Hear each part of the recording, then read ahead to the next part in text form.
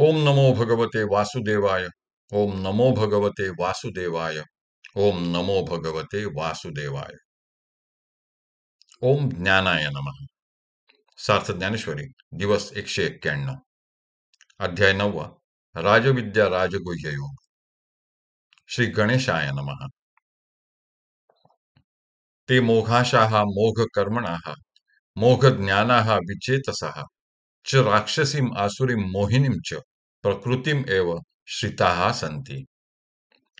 निरनिराळ्या देवतांची उपासना करून त्यांच्यापासून भौतिक भौतिक फलांची इच्छा करणाऱ्या विक्षिप्त चित्त असलेल्या अज्ञानी लोकांच्या आशा व्यर्थ होय. त्यांची कर्मे निरर्थक होय आणि त्यांचे ज्ञान निष्फल होय. कारण असे लोक विचारशून्य होऊन राक्षसी, आसुरी वा कामक्रोधादी युक्त अशा तामसी आणि मोहिनी वा मोहमय अशा प्रकृतीचाच आश्रय करून राहतात. या लागी जन्मलेची ते मोघ, जैसे वार्षिये विण मेघ, का मृगजळाचे तरंग दुरुनीची पहावे. अथवा कोल्हेरीचे असिवार, ना तरी ओडंबरीचे अलंकार, की गंधर्व नगरीचे आवार आभासती का. सावरी वाढिन्नल्या सरळा, वरी फळना आतू पोकळा, का स्तन झाले गळा शेळी येतेसे.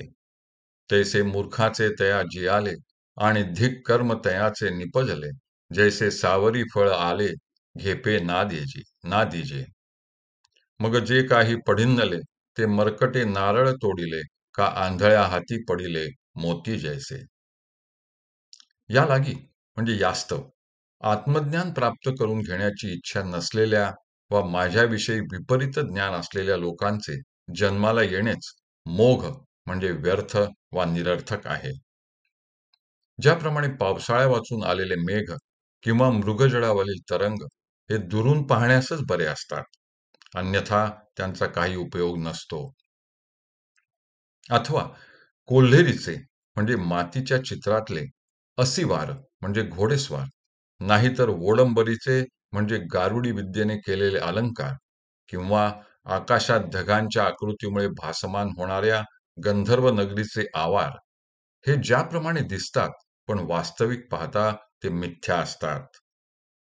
सरळसोट वाढलेल्या सावरीच्या वा कांडे निवडुंगाच्या झाडाला वर फळ नसते आणि खोड देखील आतून पोकळ असते, किंवा शेळीच्या गळ्यावर आलेले स्तन ज्याप्रमाणे व्यर्थ असतात, त्याप्रमाणे अज्ञानी मूर्ख लोकांचे जीवित व्यर्थ असते.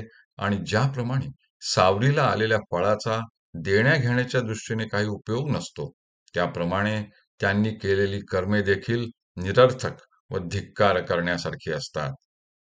मग त्यांनी जो काही शास्त्राभ्यास केलेला असतो, तो देखील मरकटाने तोडलेल्या नारळाप्रमाणे किंवा अंध माणसाच्या हाती पडलेल्या मोत्यांप्रमाणे निरुपयोगी असतो. किंबहुना तयांची शास्त्रे जैशी कुमारी हाती दिधली शस्त्रे, का अशौच्या मंत्रे बीजे कथिली.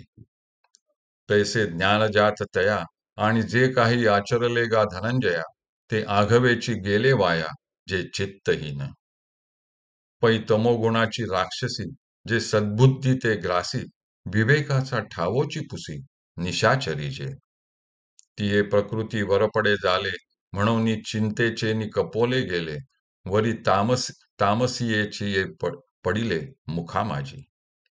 जेथ आशेची ये लाळे, आतू हिंसा जीभ लोळे, तेवीची असंतोषाचे चाकळे अखंड चघळी. किंबहुना त्यांनी जेवढी म्हणून शास्त्रे पठण केली आहेत, ती म्हणजे लहान कुमारिकेच्या हातात दिलेल्या शस्त्राप्रमाणे किंवा अशुचिर्भूत माणसाला सांगितलेल्या बीजमंत्राप्रमाणे अनुचित व निरर्थक असतात. त्याचप्रमाणे हे धनंजया, ज्यांचे चित्त अस्थिर व अस्वाधीन असते, त्यांनी प्राप्त केलेले सर्व ज्ञान आणि त्यांनी आचरण केलेले सर्व कर्म हे वाया जाते, निरुपयोगी ठरते व त्यांना आत्मज्ञानाचा लाभ कदापि होत नाही. असे पहा की तमोगुणरूपी निशाचरी म्हणजे अज्ञानरूपी रात्रीत संचार करणारी राक्षसी सद्बुद्धीला ग्रासून टाकते आणि विवेकाचा ठाव ठिकाणा नाहीसा करते. त्या असुरी प्रकृतीच्या म्हणजे वृत्तीच्या वरपडे झाले म्हणजे स्वाधीन झाले, ते सदैव चिंताग्रस्त राहतात आणि वरून तामसी वृत्तीच्या मुखात आयतेच पडतात. जिच्या मुखात आशारूप लाळेमध्ये हिंसारूप जीभ लोळत असते आणि ती राक्षसी असंतोषाचे चाकळे म्हणजे गोळे अखंड चघळत असते.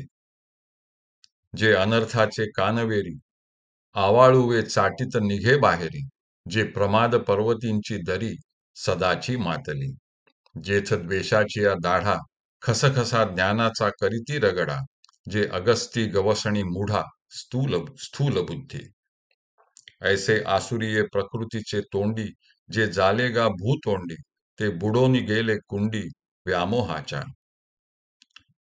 एवं तमाची ये पडिले गर्ते, न न पविजतीची विचाराचेनी हाते, हे असो ते गेले जेथे ते शुद्धीची नाही.